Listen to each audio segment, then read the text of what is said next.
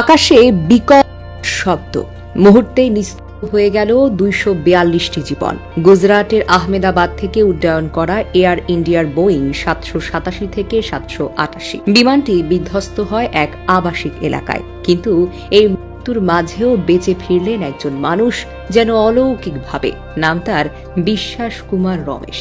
আজ তিনি শুধু একজন যাত্রী নন, একটি বিস্ময়ের নাম, একটি জীবনের প্রতীক। বয়স ৪০। গত ১৫ বছর ধরে লন্ডনের ওয়েম্বলিতে পরিবার সহ বসবাস করছেন। স্ত্রী এবং একমাত্র ছোট মেয়ে নিয়ে এখন লন্ডনে আছেন। কিন্তু তিনি ভারতে এসেছিলেন এক ঘনিষ্ঠ আত্মীয়ের বিয়েতে অংশ নিতে।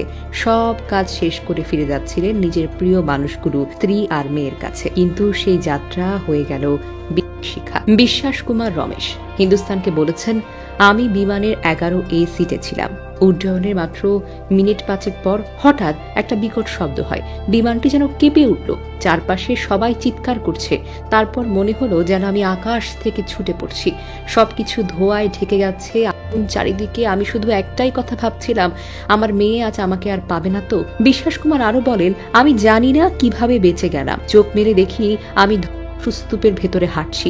পরনে সাদা টি শার্ট, তাতে রক্তের ছোপ। হয়তো ঈশ্বর আমাকে ফিরিয়ে দিয়েছেন শুধু এই মেয়েটার জন্য, যে এখনো জানে না আমি বেঁচে আছি। গণমাধ্যম এনডিটিভি জানায়, বিশ্বাস কুমার রমেশ, যিনি 11A আসনে ছিলেন, নিজে হেঁটে উদ্ধার কর্মীদের গিয়ে এগিয়ে আসেন। তাকে সঙ্গে সঙ্গে হাসপাতালে ভর্তি করা হয় এবং চিকিৎসকরা জানায় অবিশ্বাস্যভাবে তার প্রাণ রক্ষা সম্ভব হয়েছে। এদিকে বিমান চলাচলের একজন বিশেষজ্ঞ ভারতের প্রখ্যাত সংবাদ মাধ্যম এনডিটিভিকে জানিয়েছেন, সম্ভবত বিমানটি উড্ডয়নের সঙ্গে সঙ্গে এতে একাধিক পাখি ধাক্কা দেয়। ফলে বিমানের ইঞ্জিনে পাখিগুলো পড়ে এবং উড্ডয়নের জন্য প্রয়োজনীয় শক্তি হারিয়ে ফেলে বিমানটি। তিনি বলেন, পুরো শক্তি কাজে লাগিয়েও বিমানটিকে পাইলট আর ওপরের দিকে তুলতে পারেননি। এই পরিস্থিতিতে পাইলট তার সর্বোচ্চ দক্ষতা দিয়েও তার নিয়ন্ত্রণ রাখতে পারেনি যন্ত্রটিকে। সৌরভ ভট্টাচার্য, ক্যাপ্টেন, যিনি একজন অভিজ্ঞ বিমান চালক ও বিশ্লেষক, তিনি এনডিটিভিকে আরো বলেন, প্রাথমিকভাবে মনে হচ্ছে একাধিক পাখির আঘাতে বিমানটি ২ ইঞ্জিন বিকল হয়ে যায়।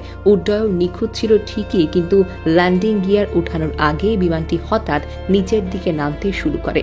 এমনটা সাধারণত তখনই ঘটে যখন বিমান ইঞ্জিন হারিয়ে ফেলে তার কাজ করার ক্ষমতা, অথবা বিমানটি আকাশে থাকার ক্ষমতা হারায়। তবে চূড়ান্ত কারণ তদন্তেই বেরিয়ে আসবে। তিনি আরো বলেন, ঘটনার একটি ভিডিও বিশ্লেষণে দেখা গেছে উড্ডয়নটি ছিল মসৃণ ও স্বাভাবিক, কিন্তু মাত্র কিছুক্ষণের মধ্যেই বিমানটি নিচে নামতে শুরু করে। আর ঠিক তখনই ঘটে চূড়ান্ত বিধ্বস্ত হয় পুরো বিমান।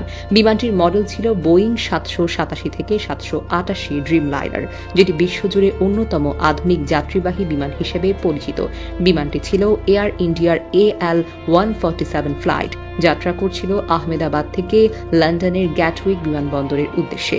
এতে করে ২৪২ জন আরোহী ছিলেন, যার মধ্যে ১৬৯ জন ভারতীয়, ৫৩ জন ব্রিটিশ, ৬০ জন পর্তুগিজ এবং ১ জন কানাডীয় নাগরিক ছিলেন। এই মর্মান্তিক ঘটনায় হারিয়েছেন শতাধিক মানুষ। তবে সকলের হৃদয়ের কেন্দ্রে একটি নাম, বিশ্বাস কুমার রমেশ, যিনি বিধ্বস্ত বিমানের স্তূপ থেকে অলৌকিকভাবে হেঁটে বেরিয়ে এসেছেন জীবিত। তদন্ত এখন চলমান, প্রশ্ন রয়ে গেছে বহু, কিন্তু আজ একটাই সত্য, যখন নিশ্চিত মনে হয় তখনও কেউ কেউ ফিরে আসেন জীবনের গল্প নিয়ে।